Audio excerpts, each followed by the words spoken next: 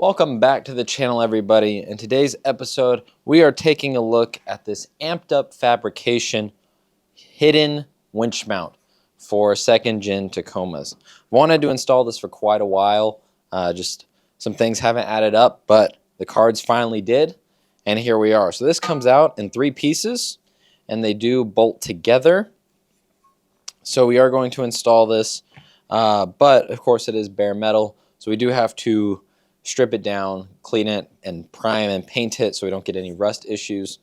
Now the reason I went with this mount over some other mounts, I didn't want to go with a full bumper. Weight was a big issue for me because these trucks get 15 miles per gallon on a good day, and this is realistically one of the only winch bumpers or winch mounts you can lift with one hand. So I'm excited to keep the stock bumper. Hopefully that aerodynamics and weight helps me not lose more miles per gallon, but I do want to have a winch, especially towing that trailer in any sand or mud. I want to be able to get out of it. And the winch we're going to be using is a Harbor Freight Badlands 12,000 pound winch. It's nothing special, but it's just going to sit on here. So we're not going to talk too much about the winch. It's older. I got it for free. So that's why it's really not that big of a deal. But let's get started on priming and painting, and then we can start disassembling the truck.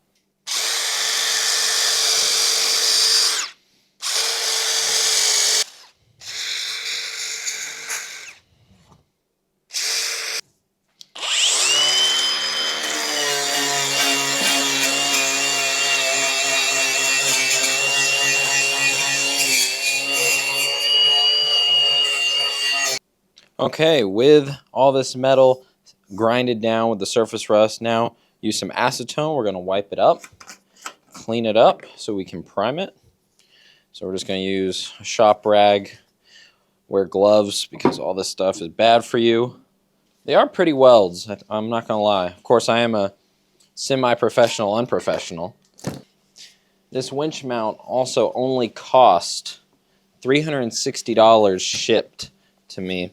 So I do like the price. That's a big factor why I chose it, along with the weight.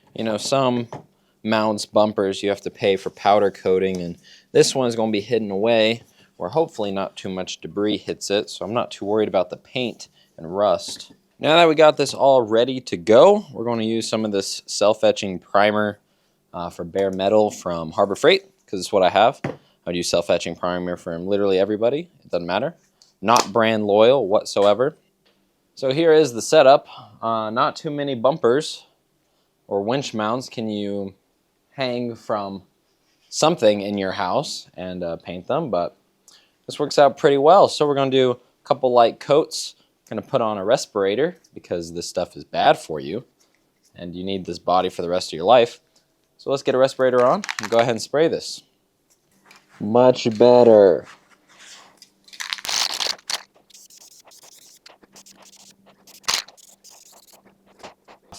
So it is good to go. Make sure we don't have any bugs that decided to sit on it while we were painting, because that's kind of a trend for me. We're going to use this gloss protective enamel. That's what I used on my trailer, and it's held up really well. So I'm going to use it on here. Of course, this shouldn't be exposed to too many elements, road debris sitting behind the bumper, but we just want to make sure that we're nice and taken care of. So we did flip all these pieces around, that way we can get the primer everywhere. So we're going to hit it with a couple coats of this and get it ready to get mounted on the truck. So we're going to start taking the bumper off there too. Let's get to it. So we're going to let this dry, and then we are going to flip them over and respray, and then that should be it. 2 coats, 2 light coats. That's how you spray paint. 2 light coats. Sweeping motion, comes out much nicer than a heavy coat. So let's give it a minute and we'll be right back to it. To remove the grill, you're going to take these 2 screws off in the middle, and then also these 2 plugs on each side, and then the grill will lift up and out. Next, for the bumper, we're going to take these 3 plugs out in the middle. So now down here we do have multiple clips and screws we have to remove. Screw number 1, screw number 2, clip, clip, clip, and just vice versa on the other side. So let's get that done real quick. Hopefully not have too much dirt fall on my face. Pop these open. Try not to break these clips, but I'm pretty certain I'm going to. Right here by your tie down point. Just a PSA, this is not a recovery hook. That's where they tie down to ship the truck. So don't use that in a recovery. It's not rated for that. You might break something or hurt somebody. We're gonna go ahead and unplug our fog lights while we're down here. Ooh. Need to remove that screw and that screw on each wheel well.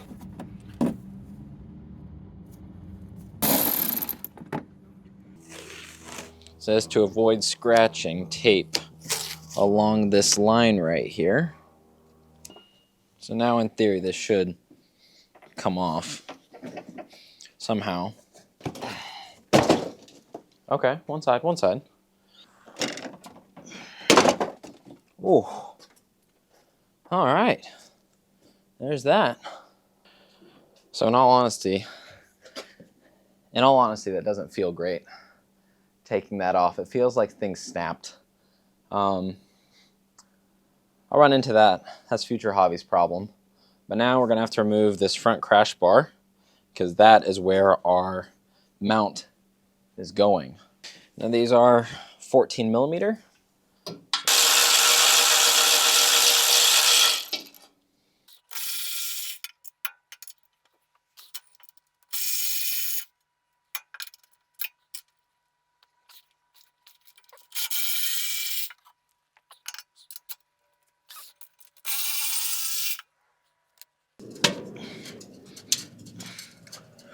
A little stuck on there.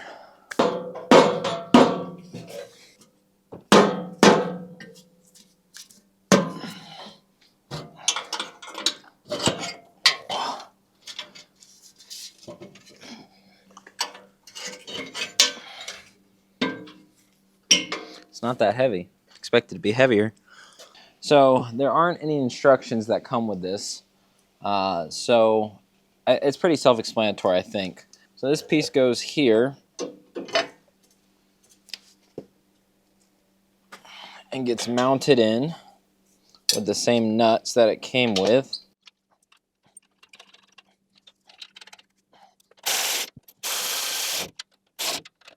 Okay, this only goes up to like 35 foot-pounds, so that's not too tight. We'll tighten it up more.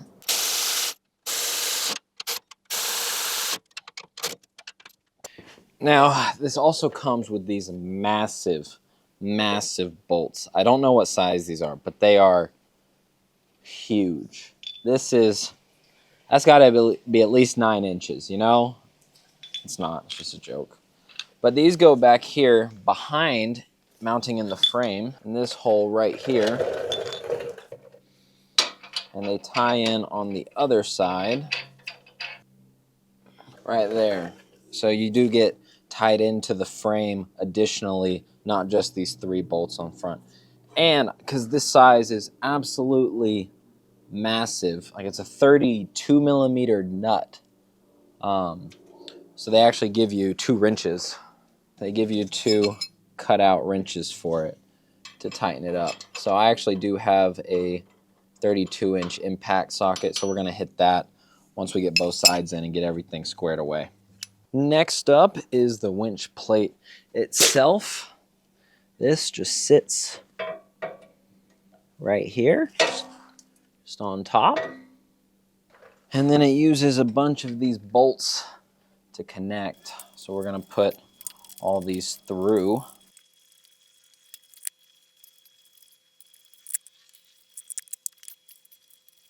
All the bolts are in. We got one that's a little bit off, but when I cinch it down, it should level itself out. Let's go ahead and give that a shot. A Badland 12,000 pound winch from Harbor Freight. It's an old one, but right now it's not fitting in here with this top piece on. So I'm gonna pop this off real quick. just to get it in, and then I can put it back. I think I'm going to run into an issue with this box here. I have to see if I can remove it.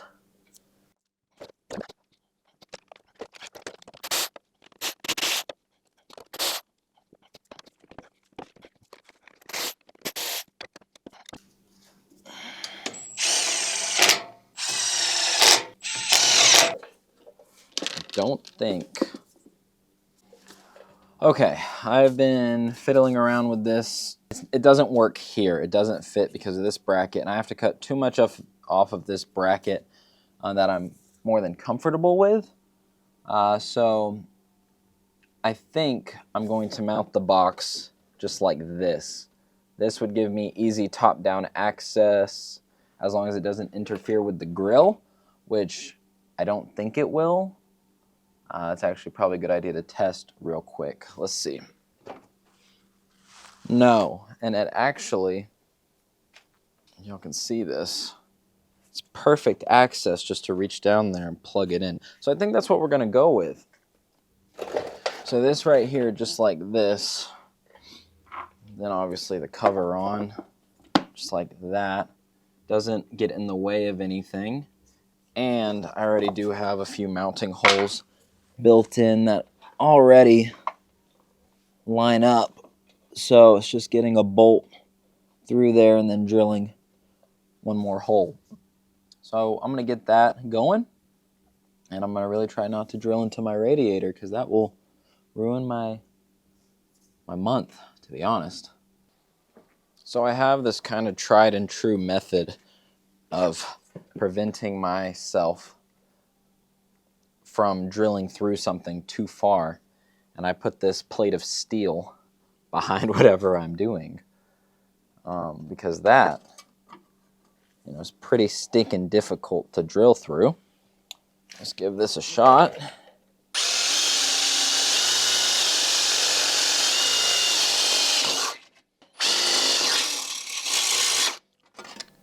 I didn't even hit my steel. Nice, nice. But we are going to hit this with a little dab of paint just so it doesn't rust. So I just take like a Q-tip, get it like dripping, fill in the hole. The bolts are through, and then they just have to go into the box, which is going to be more difficult than I probably want it to be.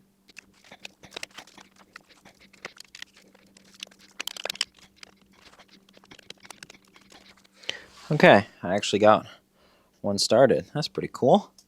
Let's see if I can get the other one started. I'm not a huge fan of this design, but of course, I think it's more of a fault of my application here, more so than the design. Okay, they're both started. Nobody is stealing this winch, easily at least. Okay, update. Box is mounted, nice and stationary. We do have to mount the winch line, finish wiring up all of that, and then I also have to tighten these big bolts down here because I forgot to do that before we put the winch on. So you can't really see it, so just trust me.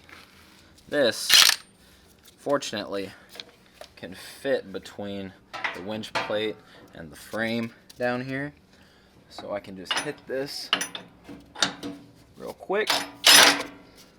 And just put this sucker on and hopefully not destroy my fingers.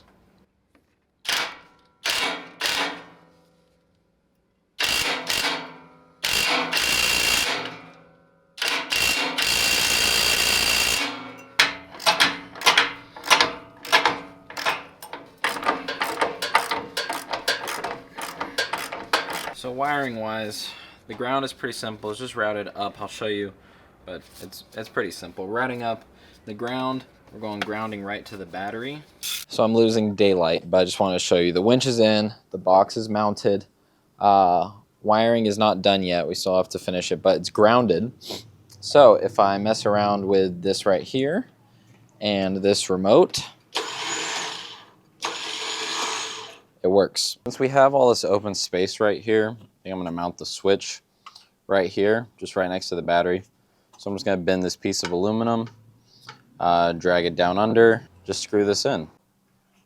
Now this part is very simple. We have two studs. One goes to the winch, one goes to the battery. So we're just going to connect the winch real quick. And the stud is too big for my winch, so I'm going to ream it out a bit. So reaming it out is probably not recommended, but it's a temporary fix for now, so I can get this all buttoned up. So let's go ahead and get this on. Okay, and then we're just gonna do a little jumper from here to the battery.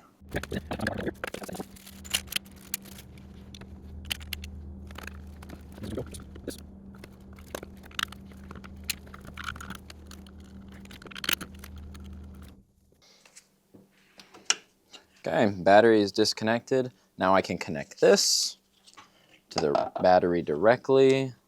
Now I do want to kind of see if I can twist this out of the way, maybe like this. That way when I go to do an oil change, it's not in the way. Okay, perfect. So now the winch should be connected. Let's plug the winch controller in. Now nothing works, right? Flick my switch here. This install took me a lot of time, but the video doesn't have to take you a lot of time to watch, so we're just going to speed through these parts. Respooling the winch line, it's very simple. Just guided it in as it went, but it's not under full tension, so I will need to take this out and do it under tension at some point. Then cutting and fitting the bumper took me a very long time because I had to test fit and test fit and test fit and cut a lot more than I thought I would. I had to trim a lot of this cover on the inside. My holes didn't line up, so I made little pilot holes to begin with. Ended up with, multiple measurements and just taking it off, putting it on, remeasure, before it was something I was comfortable with. I use a Dremel tool to cut it out, and it burns the plastic, so I'm not sure if there's a better tool for that, but it's what I used and it worked. I sanded down the plastic afterwards, and it looks fine if you're 10 feet away, which is perfect for a truck with 240,000 miles on it. After that, just putting the bumper back on, and doing this by myself was probably more difficult than it should have been. I couldn't get things aligned properly for a while, but eventually things got close enough for holes to line up and me to get the screws and inserts going. So as it turns out, finding the right length bolts was much more difficult than it needed to be. So we're going to get this going. I found that this is too tight for me to get 2 fingers in to hold a nut. So I have to super glue a nut to my finger to be able to hold it in place while I get the bolts started. Okay, I think we're on. It works.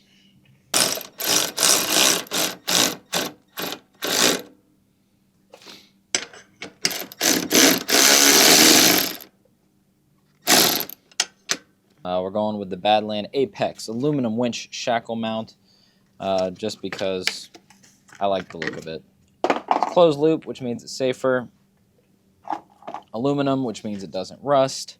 I don't know. We're going to see if I get used to the nipple look or if I end up going with a flat hook. But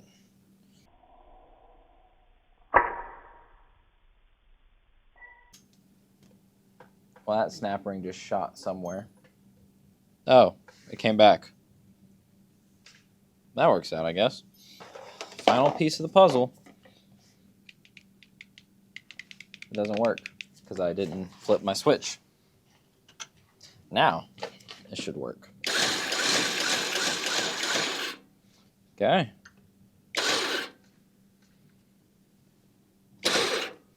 There we go. That may be a shin buster. So maybe I'll go to a flat hook. We'll see.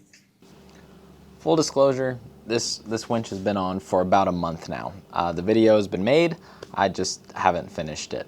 And I guess I finally finished it. So I wanted to show you what I've done here because I wasn't too pleased with my install and I wanted to change some things around.